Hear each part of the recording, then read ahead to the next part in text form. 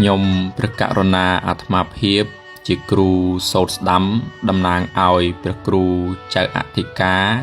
អាចារ្យគណៈកម្មការឧបាសកឧបាសិកាព្រមទាំងពុទ្ធបរិស័ទ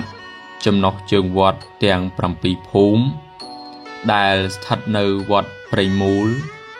ភូមិព្រៃមូលឃុំព្រៃតតឹងស្រុកមេសាងខេត្តព្រៃវែង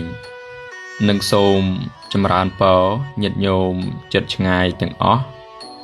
ថ្ងៃនេះអាត្មាភាពនឹងថតទិដ្ឋភាពទាំងស្រុងនៃសាលាឆាន់ចាស់ដើម្បីឲ្យញាតិញោមជាសប្បុរសចិត្តឆ្ងាយជាពិសេសញាតិញោមនៅខាងអូស្ត្រាលីដែលជាអ្នកមានសទ្ធាជ្រះថ្លាមានបំណងចង់ចូលរួមចំណែកក្នុងការកសាងសាលាឆាន់ថ្មីហើយក៏សូមជម្រាបប្រាប់ញាតិញោមផងដែរថាសាលាឆាន់ចាស់នេះគឺកសាងឡើងដោយអតីតព្រះគ្រូចៅអធិការស៊ីវឆាននៅឆ្នាំជូត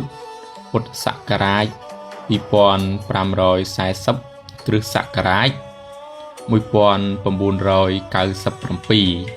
ហើយបច្ច័យដែលកសាងហ្នឹងគឺមានចំនួន19លាន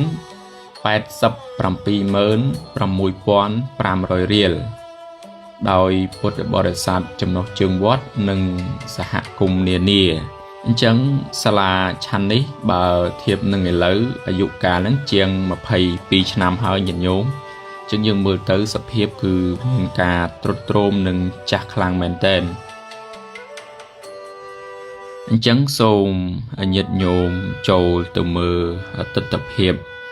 ខាងក្នុងនៃសាលាឆាន់បើយើងមើលទៅឃើញថាមានការទ្រុឌទ្រោមនិងចាស់ខ្លាំងបើណាដោយការកសាងហ្នឹងគឺមានរយៈកាលចំណាស់ហ្នឹងគឺយូរហើយបើណាបើធៀបនឹងឥឡូវហ្នឹងគឺជាង22ឆ្នាំហើយការកសាងឡើងនេះដែរក៏គឺมันមានដែកទេបើណាហើយក៏មិនមានគ្រឿងសំណង់ដែរគឺកសាងឡើងដោយសាច់ឈើសុទ្ធបើណាគឺសាច់ឈើសុទ្ធអញ្ចឹងរយៈកាលប៉ុណ្ណេះគឺគិតថាយូរដែរហើយញាតិញោមបើហើយសភាពយើងមើលទៅក៏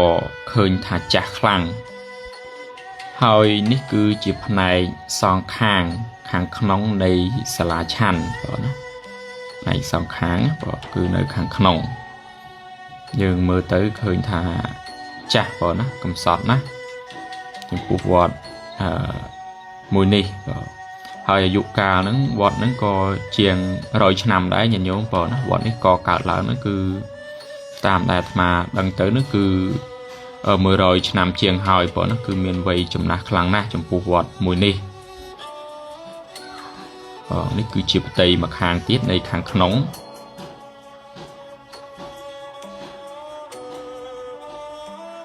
បើហើយនេះគឺជាសសរបើណាញាតិញោមយើងមើលតែសសរទៅដឹងហើយបើគឺមានការទ្រុឌទ្រោមបាក់បែកខ្លាំងបើណាសសរហ្នឹងគឺយើងចាក់ជាថ្មបើហើយអបជាមួយនឹងឈើដោយសារតែមានសភាពបាក់បែកខ្លាំងយើងឃើញថាវាអាចមានហានិភ័យក៏យើងដាក់ឈើអបណាដើម្បីការពារឃើញថាបាក់បែកខ្លាំងបើញាតិញោមបើគឺកំសត់ខ្លាំងណាស់នេះមួយដើមទៀតបើហើយគ្រប់សសរគឺភាគច្រើនគឺសុទ្ធតែមានការបាក់បែកបើណាហើយញាតិញោមគាត់បានយកឈើមកអបជាមួយដោយសារតែវាមានអាយុកាលចាស់បើណាហើយច្រើនឆ្នាំហើយអញ្ចឹងវាតែងតែមានការបាក់បែកពុកផុយបើណាมันខុសពីមនុស្សយើងទេកាលណាវ័យកាន់តែចាស់ទៅជ្រេទៅសាច់ឈាមរាងកាយរបស់យើងហ្នឹងក៏ទ្រុឌទ្រោមទៅតាមនោះដែរបើណាអញ្ចឹងគឺมันមានអ្វីស្ថិតថេរជេរកាលទេញាតិញោមបើរបស់មួយដែលកើតឡើងហើយវាតែងតែវិនិច្ឆ័យទៅវិញជាធម្មតាបើអញ្ចឹងនេះគឺជាបតីខាងត្បូងបើណាហើយជំរាបប្រាប់ដែរសាលាឆាន់នេះគឺបែរមុខទៅទិសខាងកើតបើអញ្ចឹងយើងមើលពីបងទៅគឺឃើញអញ្ចឹងបើនេះគឺថតពីខាងបងបើអញ្ចឹងសភាពមើលទៅគឺចាស់មែនតើញាតិញោមបើប៉ុន្តែយើងនៅតែប្រើការបានហើយញាតិញោមគាត់ចេះតែខ្លាចណា mình hiền lạng trơn kia têแต่ឡើងច្រើនហ្នឹងគ្រូចាអធិការហ្នឹងដេញចុះខ្លះហើយពួកខ្លាចមានហានិភ័យបាទអញ្ចឹងនេះគឺជាប្រទេសខាងត្បូងណាយើងមើលពីត្បូងទៅគឺឃើញអញ្ចឹងបាទហើយញាតិញោមជាសប្បុរសណាចិត្តឆ្ងាយជាពិសេសញាតិញោមនៅក្រៅប្រទេសណាអូស្ត្រាលីដែលមានបំណងចង់ជួយកសាងដូចផ្ដើមញាតិញោមអាចចូលរួមបានណាតិចក្តីច្រើនក្តីតាមសទ្ធាណាហើយអានិសង្ឃដែលជាអ្នកណាកសាងនៅទីសេនាសនៈទានហ្នឹងគឺកើតជាតិណាណាជាអ្នកសម្បូរដោយទ្រព្យសម្បត្តិទីទូលទំនំខ្ពស់ណាជាអ្នកមានទ្រព្យស្ដុកស្ដំនេះជាអានិសង្ឃដែលកសាងទីសេនាសនៈទានអញ្ចឹងញាតិញោមអាចចូលរួមបានក្នុងការកសាងនៅសាលាឆាន់ថ្មីនេះគឺជាផ្ទៃខាងជើងបងណាយើងថតពីខាងជើងទៅហើយក៏ជម្រាបប្រាប់ញាតិញោមផងដែរថាបច្ចុប្បន្ននេះក្រោមការដឹកនាំកសាងបន្តដោយព្រះគ្រូចៅអធិការចន្ទថេរោកឹកសរឿនហើយបច្ចុប្បន្ននេះព្រះសង្ឃគង់នៅក្នុងវត្តមានចំនួន9អង្គរៀបនឹងបួសកូនសិស្សនៅថ្ងៃខាងមុខនេះចំនួន7អង្គអ្នកបន្ថែមទៀតអញ្ចឹងនៅថ្ងៃខាងមុខវត្តយើងមិនខ្វះព្រះសង្ឃទៀតទេក្រោមការដឹកនាំដ៏ឆ្លៀសវៃរបស់ព្រះគ្រូចៅអធិការចន្ទថេរោកឹកសរឿននៅក្នុងនោះដែរក៏សូមអរគុណដល់បងពេទ្យរិនសារាយដែលតែងតែជួយខ្នះខ្នែងស្វែងរកសប្បុរសជនសប្បុរសធម៌ដើម្បីសម្រួលក្នុងការកសាងវត្តព្រៃមូលយើងនេះក៏ដូចជាលោកអាចារ្យព្រំរិនអញ្ចឹងគឺមានតែប៉ុណ្ណេះប្រសិនណាបើញាតិញោមមានចម្ងល់ចង់សាកសួរបន្ថែមអាចតាក់ទងទៅ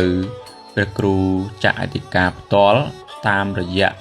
លេខទូរស័ព្ទដែលអាត្មាភាពដាក់នៅលើវីដេអូនេះស្រាប់ដូចជាតាមរយៈបងពេទ្យរិនសារាយ